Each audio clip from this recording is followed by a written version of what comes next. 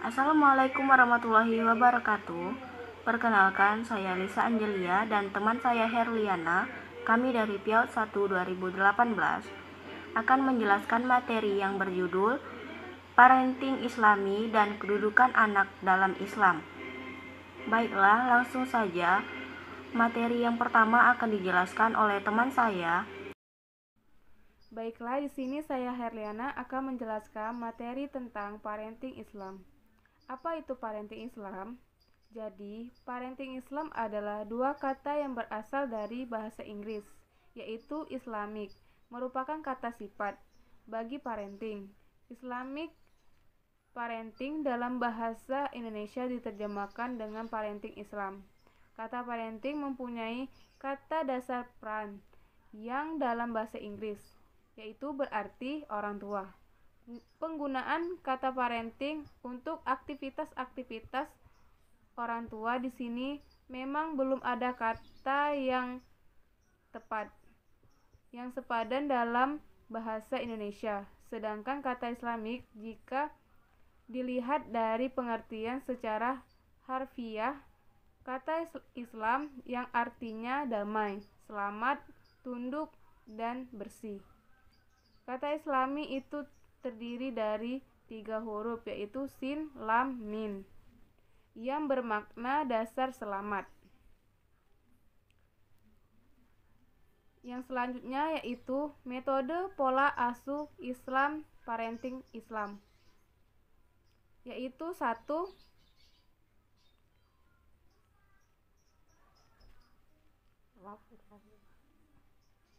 Metode keteladanan. Metode keteladanan Islam suatu metode yang paling meyakinkan keberhasilannya dalam mempersiapkan dari membentuk anak dalam moral, spiritual, dan sosial. Anak akan selalu meniru dan meneladani sikap dari orang dewasa. Yang selanjutnya, metode kebiasaan. Metode kebiasaan ini ada ketetapan dalam ajaran Islam yang dihidayahkan oleh Allah berupa fitrah, tauhid, dan keimanan terhadap Allah. Anak memiliki potensi dari lahir, diantaranya ialah agama tauhid. Yang ketiga yaitu metode nasihat. Selama seseorang masih hidup di dunia, tidak akan terhindar dari nasihat. Setiap agama memiliki nasihat yang berbeda-beda terhadap umatnya. Dalam metode nasihat ini, anak bisa berpikir lebih baik dan mendorong anak untuk lebih maju dan memiliki pedoman tentang ajaran agama Islam, dan Al-Quran memakai metode ini tentang kejiwaan anak. Yang keempat yaitu metode perhatian. Pada metode ini, orang tua harus selalu memperhatikan perilaku anak-anaknya. Apabila anak melalaikan kewajiban, maka orang tua akan mengingatkan dengan bahasa yang halus, menguasai dan memperhatikan kebiasaan mental dan sosial. Ibu memiliki peran memberikan cinta yang dibutuhkan untuk anak-anaknya. Yang kelima yaitu metode hukuman. Rasulullah mengatakan memberikan hukuman terhadap anak boleh, akan tetapi tidak boleh melakukannya dengan sembarangan. Hukuman ini diberikan kepada anak apabila anak telah melanggar aturan Islam dengan melampaui batasnya. Hukuman diberikan kepada anak sebagai tindakan yang tegas agar anak berjalan di jalan yang benar. Baiklah, selanjutnya yaitu aspek-aspek parenting Islami. Yang pertama, pendidikan psikologis dan mental. Dalam pendidikan psikologis dan mental ada beberapa hal yang harus dipelajari. Yang pertama yaitu menanamkan kegembiraan, bermain dan bercanda pada anak. Yang kedua, memenuhi rasa kasih sayang pada anak. Yang ketiga, memiliki budi pekerti. Selanjutnya yaitu pendidikan keimanan dan syariat agama Islam. Dalam pendidikan keimanan dan kesyariat agama Islam, ada beberapa yang harus ditanamkan. Yang pertama, menanamkan dasar keimanan dan syariat dengan iman kepada Allah Subhanahu wa Ta'ala. Pengasuhan terpenting dari orang tua yaitu menjaga anak dari kekafiran. Namun setelah itu orang tua memberikan pengarahan dan menanamkan akidah iman kepada Allah pada jiwa anak dengan mengajarkan kata la ilaha illallah Muhammadar Rasulullah dan menjelaskan pada anak bahwa agamanya adalah Islam. Yang kedua, membiasakan anak untuk mencintai dan memuliakan Rasulullah SAW. Orang tua harus menanamkan pengetahuan tentang Rasulullah sebagai panutan umat Islam. Orang tua menceritakan kehidupan Rasulullah, akhlak dan kebiasaannya. Yang ketiga, beriman kepada malaikat. Orang tua memberikan penjelasan kepada anak bahwa malaikat bertugas menjaga manusia. Yang keempat, beriman kepada takdir. Orang tua harus menanamkan akidah keimanan terhadap takdir dalam jiwa anak sejak kecil, sehingga anak memahami bahwa rezeki dan semua yang ada di bumi merupakan ciptaan Allah, sehingga anak diajarkan untuk selalu meminta pertolongan kepada Allah Subhanahu wa Ta'ala. Selanjutnya, mengawasi dan sholat 5 waktu. Sholat merupakan tiang agama bagi umat muslim. Seorang muslim bisa dikatakan kokoh bisa dilihat dari beberapa taat menjalankan sholat 5 waktunya. Sholat adalah ibadah yang dilakukan oleh umat muslim setiap hari dan pagi menjelang mau tidur. Sholat menjadikan umat muslim untuk media penghubung dengan Tuhannya. Dalam kaitannya dengan mengawasi sholat 5 waktu, dalam Islam, ajaran yang paling utama adalah bagaimana anak sadar melakukan ibadah terutama sholat. Allah berfirman dalam surat Toha ayat 132, dan perintahkanlah kepada keluargamu mendirikan sholat dan bersabarlah kamu dalam mengajarkannya. Kami tidak meminta rezeki kepadamu, kamilah yang memberi rezeki kepadamu, dan akibat yang baik itu adalah bagi orang yang bertakwa. Selanjutnya, mengajarkan anak untuk sedekah. Orang tua harus mengajarkan kepada anak mereka supaya belajar bersedekah. Orang tua mencontohkan pada anak, misalnya ketika ada orang kesusahan atau beramal di masjid, dan memberikan pengarahan kepada anak bahwa berbagi itu merupakan suatu hal kebaikan dan amal untuk masa depan. Selanjutnya, memotivasi anak untuk menjalankan puasa Ramadan. Orang tua harus memberikan wawasan pada anak jika Allah itu menyukai umat yang suka berpuasa.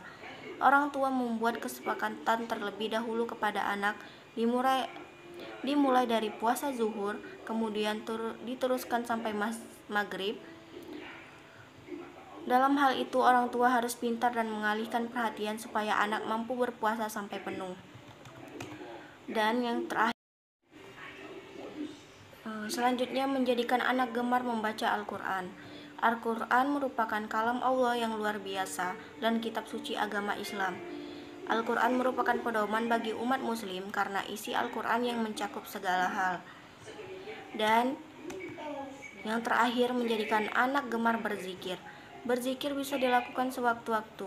Berzikir merupakan mengandung hikmah yang besar apabila dilakukan dengan tulus dan ikhlas. Dapat membantu ketenangan jiwa seseorang. Yang ketiga, pendidikan akhlak dan sosial. Yang pertama, mengajarkan anak melalui etika teladan. Orang tua harus menerapkan etika-etika baik jika anaknya ingin memiliki etika yang baik. Anak akan terbiasa merespons spontan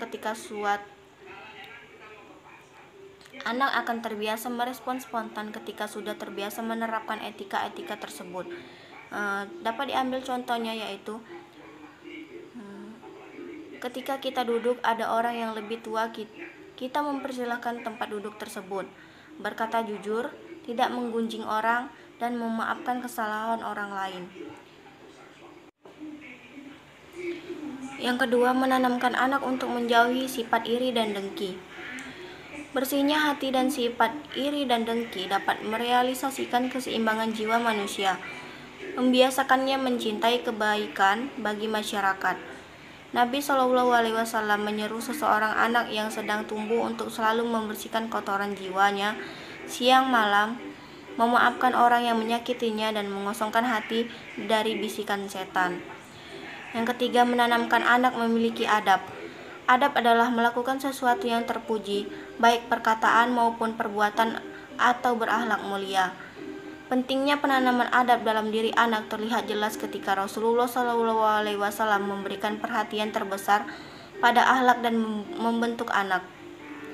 Sampai-sampai beliau menanamkan dalam diri anak dan membiasakannya dengan adab tersebut agar menjadi kebiasaan. Yang keempat, membiasakan anak mengucapkan salam. Dalam keluarga harus dibiasakan mengucapkan salam agar anak terbiasa. Yang kelima, memperlakukan anak dengan adil. Keadilan akan tercipta apabila ada rasa cinta dan kerukunan yang terbentuk. Yang kedua yaitu kedudukan anak dalam Al-Quran.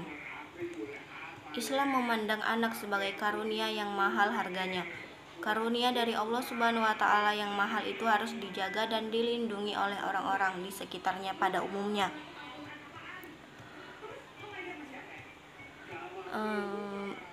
Di antara beberapa ayat Al-Quran dan hadis, Nabi Muhammad SAW menyebutkan tentang kedudukan anak dalam Al-Quran. Yang pertama, anak sebagai perhiasan hidup di dunia. Seorang anak merupakan karunia terindah dan termahal yang diberikan oleh Allah Subhanahu wa Ta'ala. Setiap pasangan yang dikehendakinya. Anak tidak ternilai oleh apapun. Anak menjadi tempat orang tua mencurahkan kasih sayangnya. Anak juga merupakan perhiasan dalam kehidupan berumah tangga. Hal ini dijelaskan Allah Subhanahu wa Ta'ala melalui firman-Nya dalam Al-Quran Al-Kahfi ayat 46. Yang artinya, harta dan anak-anak adalah perhiasan kehidupan dunia, tetapi amalan kebijakan yang terus-menerus adalah lebih baik pahalanya di sisi Tuhanmu serta baik untuk menjadi harapan.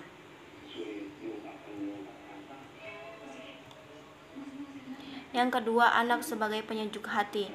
Dalam Al-Quran dinyatakan bahwa anak sebagai penyejuk mata dan hati. Dikatakan demikian karena ketika mata memandang seorang anak akan timbul rasa bahagia. Oleh sebab itu, anak merupakan harta yang tidak ternilai harganya bagi orang tua. Ada ungkapan yang mengatakan, anakku permataku. Allah Subhanahu wa Ta'ala juga menyebutkan anak manusia sebagai penyejuk hati untuk orang tuanya. Hal ini sebagaimana yang terdapat dalam firman Allah Subhanahu wa Ta'ala dalam Quran surat Al-Furqan ayat 74. Yang ketiga, anak sebagai anugerah dan amanah dari Allah Subhanahu wa Ta'ala. Islam memandang anak sebagai karunia yang mahal harganya dan juga berstatus suci. Karunia yang mahal ini sebagai amanah yang harus dijaga dan dilindungi oleh orang tua khususnya karena anak sebagai aset orang tua dan aset bangsa. Di dalam Al-Quran banyak ayat-ayat menyebutkan anak sebagai anugerah dengan menggunakan kata-kata wahabna yang artinya menganugerahkan, seperti yang terdapat dalam Quran surat An-Anbiya ayat 72 dan Quran surat Sa'ad ayat 30 yang artinya, dan kami menganugerahkan kepadanya Ibrahim, Ishak dan Yakub sebagai suatu anugerah, dan masing-masing kami dijadikan orang yang soleh. Dan kepada Daud kami karuniakan anak bernama Sulaiman. Dia adalah sebaik-baiknya hamba, sungguh dia sangat taat kepada Allah Subhanahu wa Ta'ala. Yang keempat, anak sebagai investasi kehidupan akhirat. Seperti yang kita ketahui bahwa tidak ada satu manusia pun yang kuasa menolak kematian, dan sesudah mati kita pasti akan memikul tanggung jawab dari apapun yang kita lakukan. Di dunia ini kita hanya mampir. Di sini adalah tempat berladang dengan harta, ilmu dan amal untuk bekal besok di akhirat. Dari sini kita mengetahui bahwa anak dapat dijadikan sebagai investasi untuk kehidupan di akhirat kelak. Dalam artian, anak yang dididik oleh orang tua dengan baik dan benar akan tumbuh berkembang menjadi anak yang soleh. Ia akan memberikan manfaat dan keuntungan yang lebih besar bagi orang tuanya nanti di akhirat. Maka dari itu, mari mulai dari sekarang kita menata setiap ikhtiar yang kita lakukan supaya tidak hanya bermanfaat ketika di dunia, tetapi juga di akhirat kelak. Mungkin itu saja penjelasan materi dari kelompok kami. Jika ada kata yang salah, kami mohon maaf, kepada Allah mohon ampun. Kami akhiri. Wassalamualaikum warahmatullahi wabarakatuh.